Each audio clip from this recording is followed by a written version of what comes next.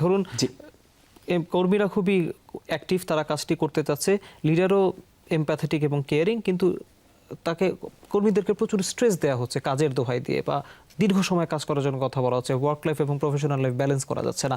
তখন আসলে লিডারশিপের প্যাটার্নটা কেমন হওয়া উচিত, বা কর্মীরা যারা নতুন ফিউচার লিডার তারা তাহলে কি শিখবে? That is a big question. এখন এই যে আমরা এমপ্যাথির কথা বললাম এবং কেয়ারের কথা বললাম লিডারশিপের মধ্যে, এটার মানে হচ্ছে যে কিছুক্ষণ আগে বলেছি যে you have to be parents, right? তো এখন কেউ যদি অন্যায়ভাবে আওয়ার দেওয়া হচ্ছে, দ্যাট ইজ হিপোক্রিটিক্যাল লিডারশিপ।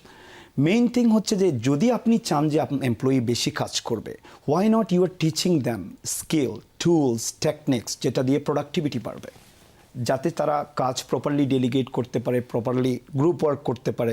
অনেক সময় দেখবেন সেম কাজটা অনেকের 12 ঘন্টা লাগছে, অনেকের 8 ঘন্টা লাগছে। So what is the difference here? একজন টাইম ম্যানেজ করতে জানে, একজন ফুললি সিঙ্গেল মাইন্ডেড ফোকাসড হতে জানে, আরেকজন জানে না। তো এক্ষেত্রে যখন আমি তো as a manager, as a leader, I will want more work. এটা ফর শিওর। প্রত্যেকটা প্রতিষ্ঠান চাই বেশি বেশি প্রোডাক্টিভিটি বাড়বে। এখন সেটা বাড়তে হলে তাদের স্কিল, দক্ষতাগুলো বাড়াতে হবে, তাদেরকে মেন্টর করতে হবে, কোচ করতে হবে, কিন্তু অন্যায়ভাবে চাপিয়ে দেওয়া যাবে না। অন্যায়ভাবে চাপিয়ে দেয় এটা তো লিডারশিপের পর্যায়ে পড়ে না। লিডারশিপের কিন্তু আমরা যে as a leader, as a corporate, আমরা অবশ্যই বেশি বেশি চাই, কারণ কোম্পানি গ্রো করতে হবে। আমরা একটা জিনিস চিন্তা করে দেখেন, আগের লিডাররা যখন কাজ করতেন তারা কি আসলে এত কাজ করতেন আমরা যতটুকু কাজ এখন করি? না।